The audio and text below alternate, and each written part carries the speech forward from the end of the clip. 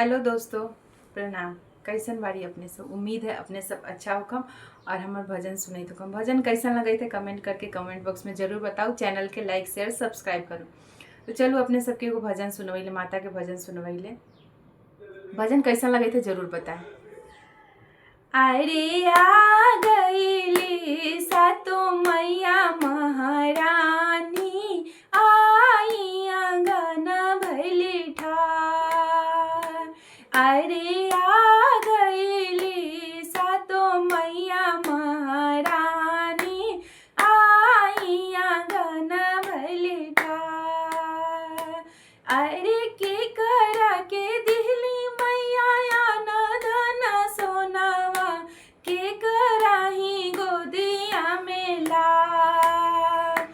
अरे के करा के दिहली मैया न धन सोनावा, के कराही गोदिया में लार। अरे के करा के देखी मगन भैली मैया, दे दिहली वरदान। अरे के करा के देखी मगन भैली मैया, दे दिहली वरदान। अरे सोनी दे के देली मैया न धन सोना, दुल्हनिया के गोदिया में लार। अरे सोनी दे के देली मैया न धन सोना, दुल्हनिया के गोदिया में लार।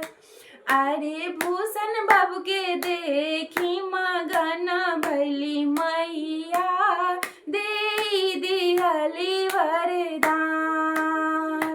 अरे भूषण बाबू के देखी मगन भैली मैया, दे दिहली वरदान।